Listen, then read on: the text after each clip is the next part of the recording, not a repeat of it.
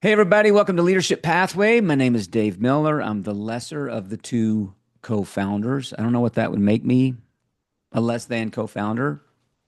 It's great to have you along. I love these conversations. Welcome, Jackie Glass. It is so good to be here. Thank you That, for having me, Dave. that proves that the internet's working. You can hear. Yeah. Jackie, I'm going to let you introduce yourself because I know you as let me think, a preacher, a staff leader, a licensed mental health practitioner, therapist, coach, nutrition, exercise coach, enthusiast. Yeah, I think you've said it all. So, how do you introduce yourself? And then that's going to tell me what the first question is. Yeah, well, I appreciate all those titles. And I think if you look at the commonality between all of it is really helping people bring voice to their life. And so, in what different spaces and places that I'm in, my heart is that people would continue to know who they are, know what their voice is, and how to bring that voice outside of them. So, like you said, I've done that as a practitioner, seat to seat with people, with the executive coaching in the mental health space, as well as in the facilitating space with teams and within the church, outside of the church, helping to really bring voice to what's happening within teams. And then, like you said, that pastor voice, that speaker voice, how do I help somebody who is seat to seat feel that from stage to seat, where they could not only understand more of their story, but allow themselves to see themselves in God's story. And that's what brings me great joy. I really enjoy What it. What do you mean by voice? You said it like three times in that paragraph. I bring Yeah. voice, help people bring voice. What do you mean by that? So I'm going to tell a story to answer that question. When I was 11 years old, I was on the beach and I was with my family. And we used to always go to this beach town in Michigan, Union Pier, and we loved it. And I always had a voice that was loud. That was very loud. People would know me by the size of my eyes and the tone of my voice. I was just big. I was like this Oh, that's animated good. Disney character. I love it. And what my parents did was they didn't discard that voice, but they allowed me to bring voice to my life. Mhm. And there's this specific moment. I remember I was 11 years old. I was on the beach, and I am one of five kids. I've got an older sister. I've got three younger brothers.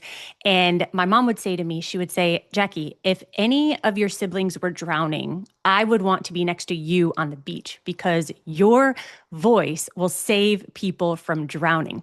And what Mhm. she meant by that was I'm loud. I'm very loud, and my voice just permeates the air in a way in which people respond.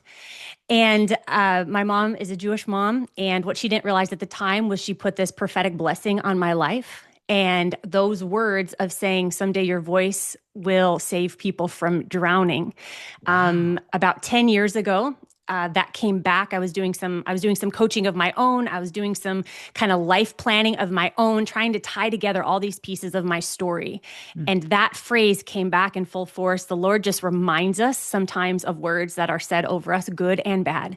Yeah. And in that moment, it was about a decade ago, he reminded me that this has been and will continue to be the calling of your life, that your voice will save people from drowning. And so, what I know to be true is that if you're in the water and you're drowning, you need to be near people who are drowning. And so when you say all those different things that I have done, I try to be around people who are drowning. I try to be around people who need some added assistance, who need, Mm. a lifesaver to be thrown out, life preserver to be thrown out in the mental health space, in the pastoral purpose space, in the health and nutrition space. And so I look for people who are going under. And what we know to be true is that most people are able to say they need help before they actually go under. And so I like to try to catch people before they go under, Mhm. but recognize the need that they do. So all that to say, I feel like this bring voice to somebody's life is saying, who around me is drowning in one of these areas of life? How can I help pull them out and remind them of who they are and for the greater story ahead after that moment? Does everybody have a voice? Oh yeah. Oh I love it. yeah. I love that. Absolutely. But some people just be quiet. Yes. And I love that voice. I love that voice. Like This social is media. why, Like so I've spent a little time on social media this week because of this book we put out. yep. I don't know how people do it. I don't know how people look at social media. I'm just like, I don't know that I need that. I don't know. That's would you say that's a false voice though? That's not what you're talking about. Everybody's No. got an opinion about everything, right? Yeah. Yeah. You're not talking about that. No, everybody has a voice because every voice has words to say. Every words that are said are built off of some type of creativity of that own unique person and story. And so for each of us, the words at which we say are personal to us. They're who we are. They're what make up all these different complex pieces of you're seeing the psychologist side of me come out Yeah, here, the it's great. humanity side come out and Hmm. who we are. My husband, one of the reasons I knew I was going to marry my husband, John, was we were in seminary together in a master's degree in counseling psychology, which is the perfect place to have two messed up people marry each other when they're both in clinical psychology degrees. Did you This meet is and how it is. celebrate recovery? No, we met in grad school psychology. I love it. But you know what? To your point of voice, and does everybody have a voice? Is the reason I actually knew I was going to marry him was because he was the quietest one in the circle that I Mm, knew the minute he opened his mouth, he had yeah, everybody's attention. right. And for the loud girl in the corner, Yeah, I was like, it's easy to get somebody's attention when you're loud. It right, is not easy to get somebody's right. attention when you're before. And so everybody has a voice. If we all had time to pull that out of each other, I think the world is just a beautiful tapestry of what's meant to be. A lot of us spend the first probably 2 decades of life being told to be quiet. Mhm. Stop talking. Go to the hall. Yep. Yep. Yep. Did you ever spend Yep. any time in the hall in school? Were you a talker? Um, I think I was too afraid to get in trouble for that. Okay. So I remember third grade one time being in the hall, and that was a terrible experience. And I was a good girl after that. High respect for rules, and so I didn't find myself in the hall very much. Oh, Um, because what I think is interesting is that we all also learn in different ways. And so I'm actually quite an observer of life. okay. And so in school, I'm not the first one to raise my hand. Yeah. I'm the back row girl. My maiden Okay. name was Woolbecker, so it was W. So I sat in the back row anyways because I was a W, Right. and I Yeah. loved it. That was my place. That was finding a way to go. But when you go throughout life thinking that you need to camouflage, Hmm. but realize that there's other ways in which you can serve people, it allows Yeah. you to come off the wallpaper in different ways to be able to engage in people's lives. Were you raised Jewish? So my mom's side of the family is all Jewish, and so she became a believer before she married my dad. They met at University of Chicago, and so they met there. She became a believer before she got married, but all her family is Jewish. We grew up with Jewish traditions, Oh, Jewish really? holidays. We would speak Yiddish. We'd have these different Jewish sayings that we would say. We Okay. would eat kugel often. So Okay. we would do very Jewish things, but we were a believing family within the context of a Jewish heritage, which I am very, very grateful for. Very For grateful sure. for. There's nothing like having a Jewish mom when you're hungry or you're sad or you're worried. I mean, Yeah. you want a Jewish mom Mm. in all of those ways, and I'm so grateful for that. When someone asks you, it's sort of like when you're walking to the car. You have like 5 seconds to answer this question. And I'm like, what do you do? What's your answer? Yeah. So I do executive coaching for leaders within the church, outside of the church. I help facilitate teams, specifically within Working Genius and any realm of communication, as well as I speak and preach. And Yeah. so all of that points to the really heartbeat of how do I know people and communicate well to them so that they can know people and communicate well to the people who are around them. JackieGlass.com. That's your thing right now. Yep. So Yep. give us how did you get here? Yeah. Yeah, how did I get here? That's such a good question. Well, I ended up marrying that boy in Yeah. seminary, Yeah. which was great. And I thought I was on a one-track road to a practitioner in the mental health space, a Okay. therapist. I was the 16-year-old girl who, when her friends broke up with when the boyfriend Yeah. broke up with them and they ended up at my locker crying, I was like, come Come on, on. come, cry, cry, cry on my shoulder. We don't need to go to math. And I thought, well, the profession for that is, you become a therapist. I love Yeah. people's stories. I love those sacred spaces of trust. I Yeah. absolutely love it and believe in that. Yeah. And so I really thought that's where I would go, what I would do, and went to Bible college, went to seminary, got my professional degree, worked in agencies, worked in private practice. Okay. And then something unique really happened was I hit my own health crisis Okay. where I started not feeling good. Uh-huh. And what you know about everybody who has some entrepreneurial gifts as well as pain is that most businesses are started from the pain of the Sure. owner. And Sure. so we have four kids. At this time, I had two little girls, and I just thought, I think every mom makes it, but I'm going to be the first mom who does not make it. I don't know how to Mm. do this. I don't know how to help people. I don't know how to use my experience, my expertise, but You were how in do emotional I'm sorry, I interrupt you. I do that a lot. Sorry.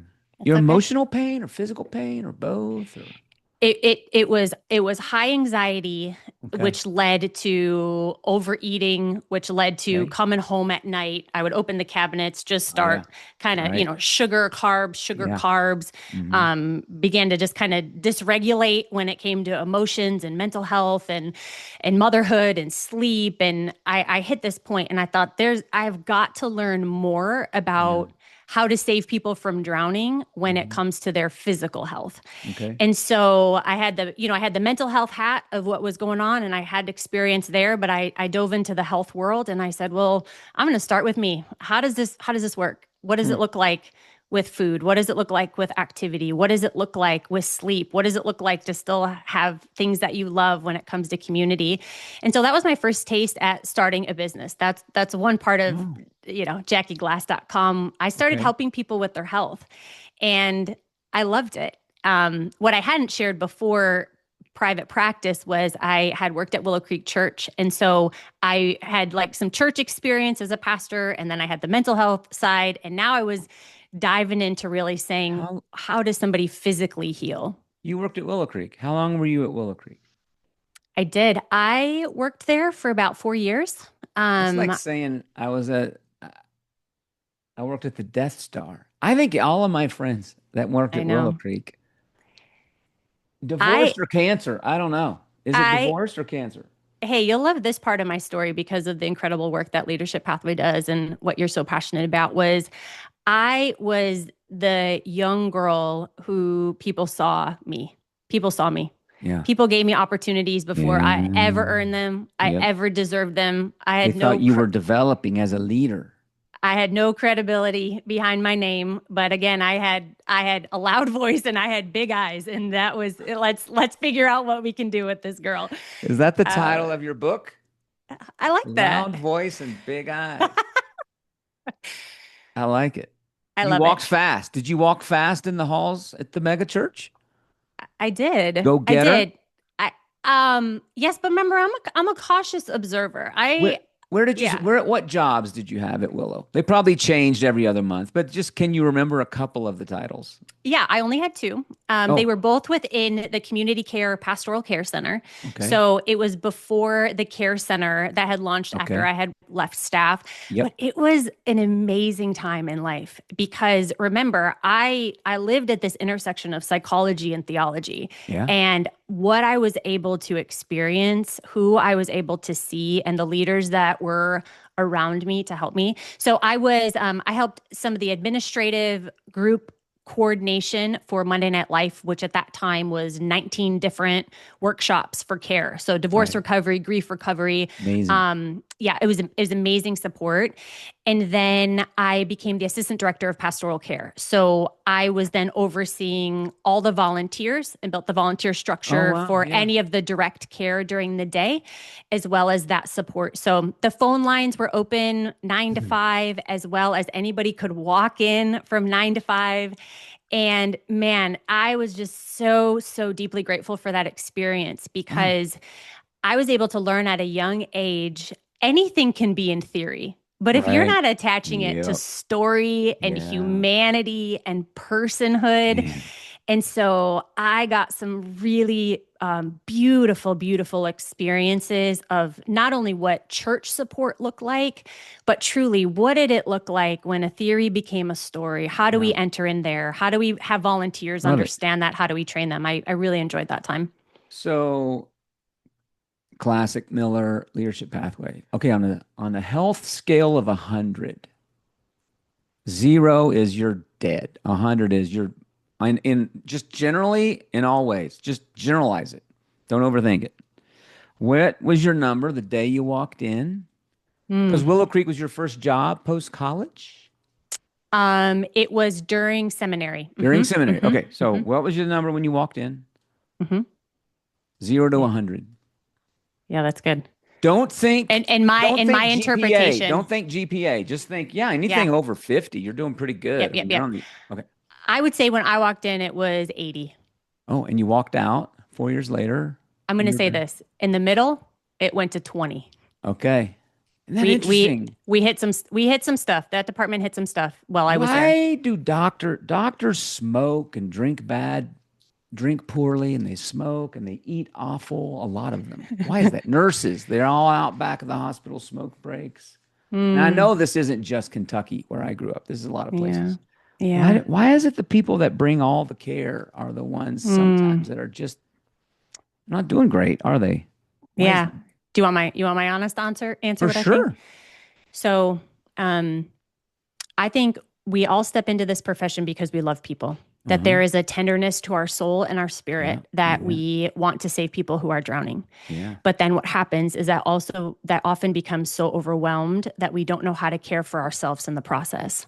And the realization that our wellness is connected to other people's wellness is not Mm, recognized. mm. So a nurse could give herself all day, but then be so overwhelmed. It was a story of me as a therapist. I was helping people Yeah. all day, and then I would get home and I'm like, I don't know what to do about Yeah. what I heard. What did I see? What did I and we begin to not recognize that if we develop our own wellness, this is why I love working Yeah. with leaders. If Yeah. we develop our own wellness in all of these spheres, what begins to happen is that we can trust that out of an overflow, there's still enough for everybody else who is on the other end of it. And so I think what happens is we get into these professions because we have the tenderness and we have the horsepower and we really want to, but then if you don't continue to tend to the tenderness and then in your own soul, your body's smart enough that it doesn't want to become hard-hearted, but Yeah. it ends up leaving you trying to survive most days as you go to work and cope and numb, and we try to do that all for the sake of how do we keep helping the most people.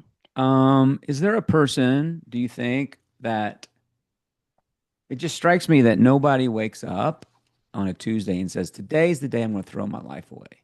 Mm. It's this slow Mhm. erosion, right? Especially Mhm. if you believe in God and you believe in evil. It's just this force is at work, and then you wake up and you're at the place where a slow decline. And spiritual, should I say this? The other side's similar. Mhm. I get it. Like there are moments we run to the front, we get the touch, we get whacked, salvation, whatever you believe theology. I don't want to take that away from anyone if that's their thing. But it feels as though it is this daily 100 little habits. Yeah. And then you wake up and you're like, how did I get here? It's way Yep. better. Yep. Yep. Is there Yep. someone out there where they're that this holistic sort of health you're talking about is not tied to the physical health, do you think? Hmm. Yeah. I Like mean, I've stopped asking when I haven't talked to a pastor in a decade. and I'll text them. I used to say, "How you doing?" And then they would say they're doing great. If I say, "Hey man, your name popped up. You working out?" They will 100% of the time go, "Ha ha ha. Did you see pictures of me on Facebook?" Like right now, I'm trying to lose the Tacoma 25 because we just moved from Tacoma to Denver. So I'm 9 pounds in. I'm 9 pounds in the right direction, trying to take off this Tacoma 25. It seems as though personal health, holistic health, is there a person who can put on 25 pounds and still be doing well? I'm trying to ask that Mm, mm, respectfully. mm-hmm, mm-hmm. Yeah, I think everybody's story makes sense in the context of who they are. And Yep. so I would just get very curious about that. Our bodies will tend to present in ways that we can hide sometimes, and Yeah. sometimes we can't hide. Yeah. And so I would just get curious about that. I mean, I'm not going to make a blanket statement about that, but what I would do is I would try to get to the heart of some of the tenderness going on in that person. And chances Mhm. are, when you get there, you understand more of the context of their Yeah, life that's and what's good. happening, and then finding out what are some of those other stresses. Life has been incredibly stressful these last few years. Nobody is going to deny that. Yeah. And some of us handle stress in different ways. And for some of us, maybe it's been a different level than we have been resilient to, or we have grown accustomed to. Right. I don't find, like you said, who's that person who wakes up on Tuesday to throw their life away? I haven't found one person who wakes up and also doesn't want to feel good, but their behaviors are making sense in the context of most what's making their heart tender and what they're trying to preserve, what they're trying to change, Mm. who they're trying to protect. And so sometimes we just need to get unlocked and unstuck from that. Yeah. We connecting that head to heart piece of Hmm. what's going on. How do we have a really good plan and really love people? And so determining where each person falls on that, I think helps guide that. And I think we've lost the art. I think we have lost the art of, from day to day, point to point, the currency of encouragement. Mm. And the currency of encouragement is more powerful, I believe, than what most of us can ever Yeah, muster I up agree. ourselves. I totally agree with that. I mean, from a text from somebody, from Yeah. a call from Yeah. somebody, from a "Hey, I see you." Yeah. That is so not hard if we think about it, from our Mm-mm. lips. Mm-mm. And what you were saying, from day to day, from habit to habit, from point to point, we can feel from 100 to 0 in 30 minutes. Yeah. And it's just not accurate. But Yeah. enough of those days feeling like that. Hmm. But the think of the most life-giving call you have gotten off of, and you're like, what just happened Yeah. inside of me? Right. And I think that from the point to point, if there becomes more of these encouraging moments, that currency of encouragement between one another, you don't have to have it all together. Yeah. You don't, Yeah. maybe you are 25 pounds, like Yep. all of that is okay. It's not, All of that is that's not okay. okay.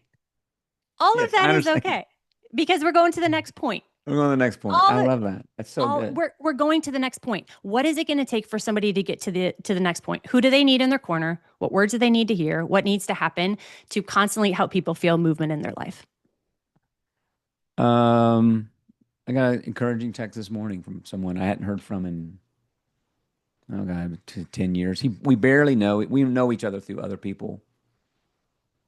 And he sent me I said, "Hey man, I don't know why you wrote this, but thanks a lot." I said, "I'm going to send a text right now to somebody. That's I'm going right. to, I'm going to pay this on." And yeah, That's you're right. right. That little fuel is pretty Yep. good. Yep. And I think for all of us who are in leadership or working with people in leadership, we work really hard on the vision. Where are we Yeah. going? What's Yeah. ahead? And that's very Yeah. responsible. That has to happen as we're leading people. We need to know where we're going. But sometime along the way, we forget to live life point to point. Yeah. And we get to live life day to day. I have a friend who, her son is dying of cancer. She has a 10-year-old son, and Mm. he's dying of cancer. And she told me this. She said, I didn't realize how biblical it was to live life point to point Yeah. until my son's diagnosis. Yeah. And we just had this really, just open my eyes to say, how are we really far-sighted and Hmm. nearsighted that gives us Hmm. 2020 vision in life. Yeah. And in those moments of point to point, what can be those things that keep the momentum Yeah. going, no matter Yeah. how big or how small, to keep us moving? If you want to help people be healthier, business must be good. Hmm. Yeah. You know what's I mean, interesting? it must be. It's a poop show. It's a poop show, and it's getting. It's not like if you just said there was a giant dial somewhere. It's like, are we doing better or worse? It's worse. Mm. But I made a big business error. I say that joking, Okay. but I work in the areas where people carry the most shame. And what happens You when mean you work? leaders? Do you mean Uh, leaders? oh yeah, I Church, mean churches? when you think of leaders within the church, when you think Sure. of health and somebody's Right. body, when you Yeah. think of I mental just shamed health. all of us by talking about being 25 pounds overweight. Yes. So, what is fascinating about it is less of my work is skewed towards the specific solutions, and more of my work is helping people recognize and understand that perhaps there's a better way of wellness for their life. Mm, And that is actually the harder work. yeah, You could I find a agree. million solutions, Right. but my work is in the cultivating a heart for growth and the Hmm. cultivated a heart for wellness.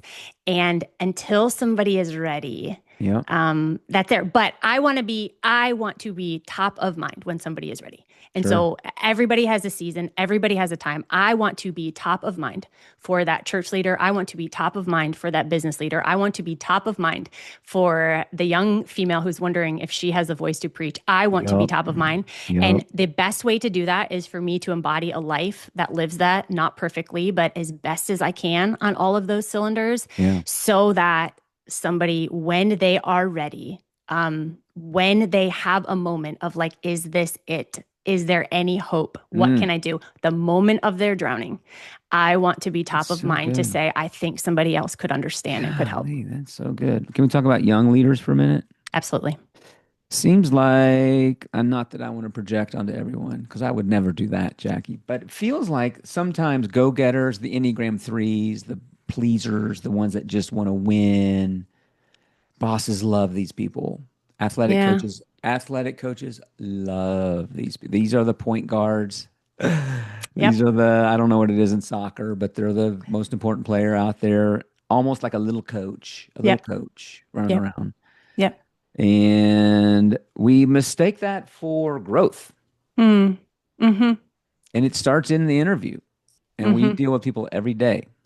Mm-hmm. They're looking and they're interviewing, and they'll say, yeah, I don't know, and we're looking at this person's all the personality, all the backstory, all the deep dive. And I believe this is a person given an opportunity might still be there in 5 years, building something just daily, not too flashy, but you wake up and they've been there 5 years and you have a ministry Yeah. and lots of people involved. They don't have to be the flash, but the flashy people,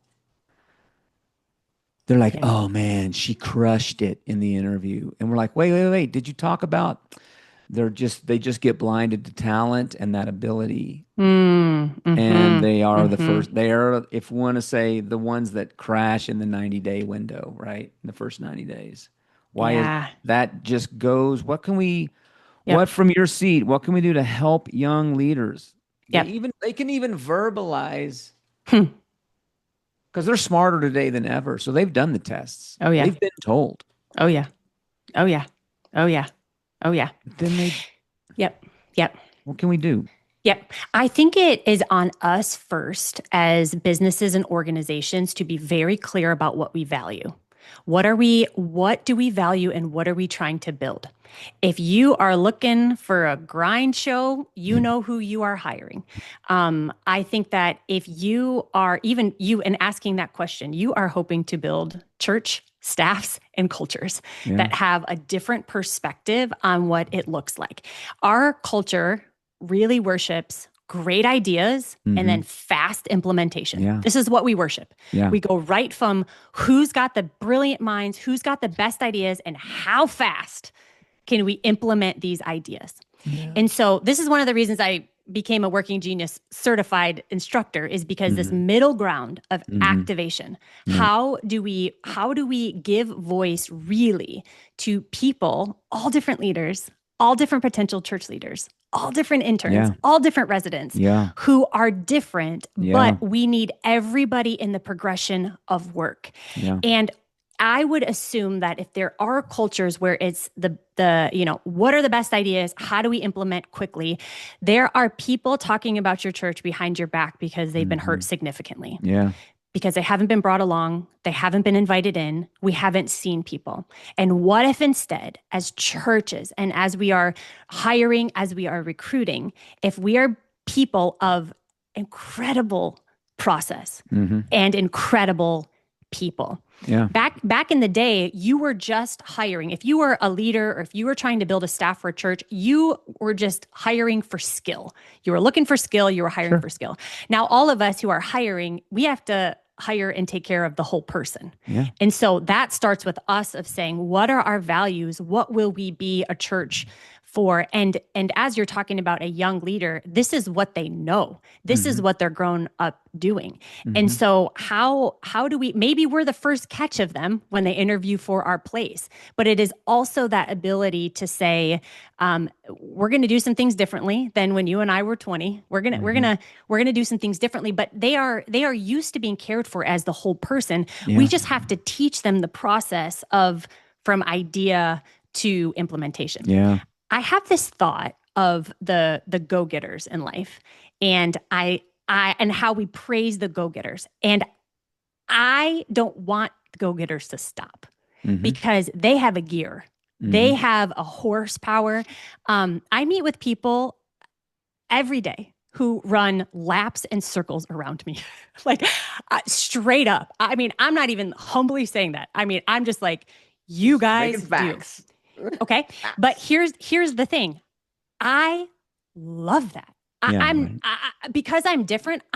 Sure. I'm not trying to slow down anybody. But what begins to happen is I think it's the work of all of us to recognize it. So now when there's talk of boundaries and self-care and work-life balance, what happened to the quiet, slower people in the corner all along who were living that way Yeah. and other people who have crashed and burned? What if we were a society that saw both ends right away Mm-hmm. and just allowed for it and Mm-hmm. thought, that is great. I mean, if I want things to get done, I know the top 3 people to call, and it's not Right. me. And Right. so the more I think we can recognize and understand, I actually don't want anybody to slow down their gear. And Yeah. I don't want anybody to speed up their gear. I want us to see a world in which each person has voice for who they are. They understand it, recognize it, and specifically in the workplace, in the church, all of that is the betterment for all of us. And I think that's a new way of looking at it than just Good. fast who burns out or slow who doesn't go slow enough. Or I don't know. I think people need to stay in their gears. I think it's permission for both ends. Some of us, wiser, m- older people, we just wish Patrick Lencioni could have just kept it from left to right, like thinking wavelengths. Why did he have to switch it all? Because now I have to think. Yeah. Who was Jackie? You're talking about young leaders, 18 to 24, big eyes. What'd you say? Big eyes, Loud voice, big eyes, right? loud I voice, love it. I'm gonna big start writing that. I'm eyes. gonna start writing that book. Will you Well, write the Nate foreword for that Bargatze's book? already got big dumb eyes. You know, that was his book, which is on the level I read. But big eyes, loud voice. But who was Jackie, 18, going off to school? Where'd you go to Yep. school, you said?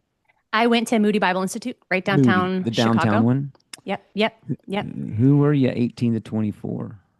Yeah, 18 to 24 was my first time in any type of Christian schooling environment, Oh, man. and I loved it. That Yeah. started my lifelong learning of, again, theology and psychology. How do I see the world at that intersection of both? And how do we communicate theory and really theology in a way that helps change humanity. And so I went to school in the city, loved it, and then went on to seminary right away. I went to Trinity Evangelical Divinity School right in Deerfield. Oh, So I went nice. on again. I'm very focused. I'm very driven. That was true about me in that age. I was like, I was on that one track stop to being a therapist and having more crying people around me.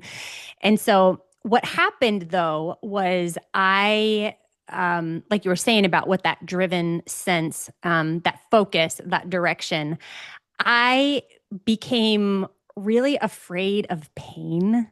Hmm. I became really afraid of doing the wrong thing. I became really heavy on leaning on my own wisdom to always know and prep and plan and what is the most efficient, what is the Yeah. fastest, how do Yeah. things get done. And I think that has served me well in life.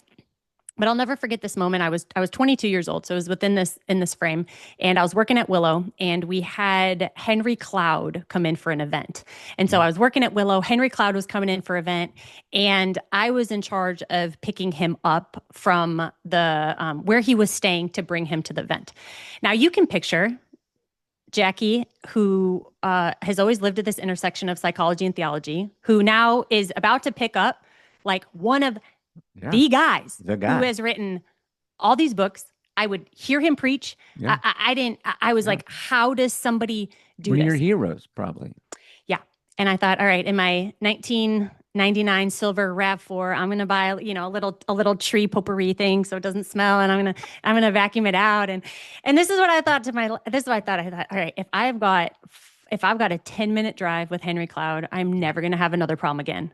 Like he's going to set my life straight. I'm never going to struggle. I'm never going to have a problem. I'm going to know exactly what to do with my life. And he gets in the car and I was like, Dr. Cloud, I'm Jackie Glass. And, I'd like practiced it. And so I was like, Dr. Cloud, I'm Jackie Glass. I'm 22 years old. I work at Willow Creek Church. I'm in seminary right now for psychology. I'm dating this really cute boy. I think it's getting serious. And do you have any direction for my life? Like, what should I do with my life? Like, this is So me. great. This is Love me. it.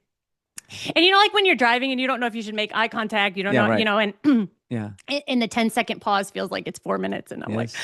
oh, I hope I got this right. This is it. This is going to be it.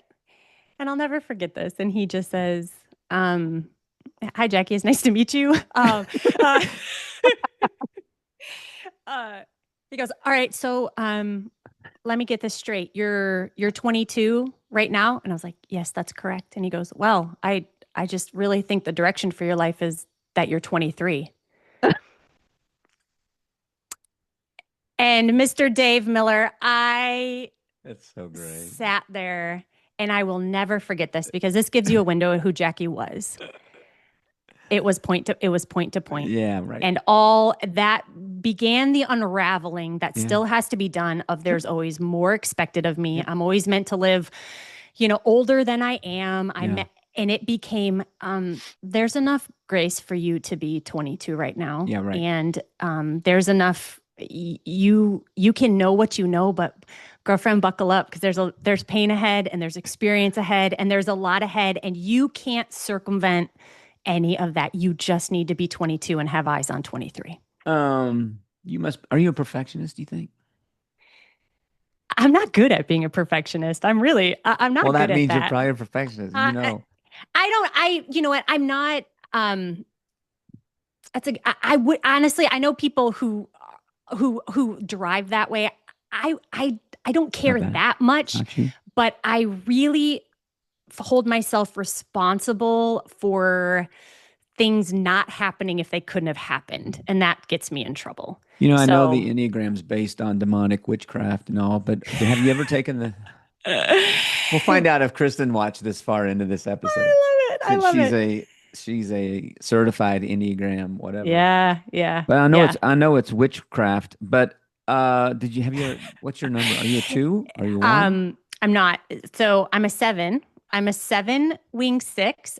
But what's interesting about it, the perfectionist is a one in struggle, a seven in struggle is a one. And so Yeah, you right. see some of that Yeah. like exactness come out in me when Okay. I'm stressed. But Stressed. I'm a seven with a six wing. So I like fun, but I wear a helmet. Like that's like my cautious, safe side. Yes. Did you play I've any always, sports growing up?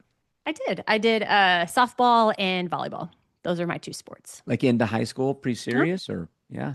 Um, yeah, I did a few years in high school. Never played in college. Okay. A few years in high school. I'm just I curious. picked the safe sports, the safe ones, So, not the cycling like another daredevil does. Yeah. Mhm. um, so you want to give people their voice. That's how you started this. What does it look like when that happens in people? Mm. Mm, What's that look like? From what to what? yeah. Your old Oh, boss used to do that talk. From this to that, from mhm. this to that. That's So what's right. it look like? From what to what? Oh man, here's what I love is usually when I am working with people or with teams or with organizations, or even preparing a preach, is that there's always something that people are stuck. There's always a moment of being stuck. So before this, I had a coaching session, and is a woman who I've been working with for probably about 2 years now, and trying to understand what does work life look like, what does motherhood look like, what does vocational calling look like, all of these Mm-hmm. things, and so we go through a lot of moments of trying to understand what are the values, where do you want to be unstuck, and Mm-hmm. recently she was hired as a family pastor at one of the other local churches, and I Okay. sat there today and I just thought. Um, what we do is we prepare before the opportunity comes. Mm. And the people who love to do this are people who know that there's more, but there's patience in the process. And when there is an ability to say, I think there's something coming. I don't know what it Mm. is. I want to become unstuck. We're stuck as an organization, or I'm stuck in Mm-hmm. my life. What Mm-hmm. is that? There's this ability to know there's something to work through. There's something to steward. There's seeds to sow, but they don't know what it is. And it's just been fascinating to walk with this woman and see on the other end of it now the opportunity that's ahead there. And so I never go in knowing what that voice is. Each person has to discover that. I can help pull it out. I can help tie together some dots. I can help give some vision and some words of what I'm seeing or what I'm doing. But when somebody then aligns in life, whether it is in their mental health, whether it's in their physical health, whether it's in their spiritual growth and faith, it's like this gear of momentum. That momentum breeds momentum. Mm. And so, no matter, this is why I really wanted to become an expert in all the areas of holistic health, because Mm-hmm. I wanted to catch people wherever they were to just Mm-hmm. help them click in. And when that part clicks in, then this part makes sense, and Mm-hmm. this part makes sense, and this part makes sense. There's no right or wrong, but I love seeing any type of movement. And so, I would say helping somebody find their voice is really, what did you come in stuck and where do you need momentum? Mm-hmm. And you can start, if I you can start in almost any place and find where you can move somebody along, and that's the greatest joy in it. Point to point. Next point. Yeah. So for Jackie Glass, what's the next point? If you're moving point to point. Yeah, more of what I'm doing. I think some people have passion problems and some people have provision problems, Mm. and I am in no shortage of a passion problem. I mean, Yeah. I love what I get to do, and I think that's part of the vocational work that I work with people too. Is Mm-hmm. I want somebody to really love what they want to do. And how Yeah. do we get at that? So for me, I would say what's next is more of the same, more of the executive coaching, more of the facilitating teams, more of the speaking, more of the preaching. And there's a book. There's a book somewhere in there. There's a book coming? I somewhere. Now I have a title. At least after this conversation, I have a title, which will be great. But I want to write a book, kind of compiling all of that. The creativity part for me, there's got to be something new and needed. I want to give my voice to something that's new and needed. And so probably something along this lines of how do we keep developing people really well and having really great processes in which to do it. And Yeah. so how I can help people do that, teams do that, Mm-hmm. moms do that, students do that, I think would be really fun. I love it. We're pulling on the same rope. JackieGlass.com. She facilitated our team in Chicago this past spring, and we're a few sessions in. Am I allowed to say that? Of Yeah. course. Of course. Yeah. Yeah. It's Yeah. not therapy because it's across state lines, technically, right? Coaching. Coaching. Coaching. Coaching the best leaders on the planet. That's what it And is. oh, That's what it is. who wouldn't want to be coached by the person that's coaching the best leaders on the planet? There you go. That's what the joy I get to Which do. these days, Jackie, I don't know, is that saying very much? Best leaders on the planet. Mm, that's true. JackieGlass.com. That's where people should go to meet you, to find I'm you. grateful for you. I'm grateful for your team. It was so fun to have you guys in Chicago. I loved it. You guys are the heartbeat and doing so much good behind so many people. And if there was if there was a bottle to collect the stories of people you have saved from drowning, it would Mm. be it would be bottle after bottle after, it would probably be the amount of sand on that beach. And so I'm grateful for every story I hear and the work that you guys do that is seen and so much that is unseen, Appreciate that. but causing wave after wave, ripple after ripple into that Yeah. ocean, saving people. I'm grateful One at for a that. time. One at a time. Jackie That's right. Glass. That's Thank right. you for your time. Great to talk to you.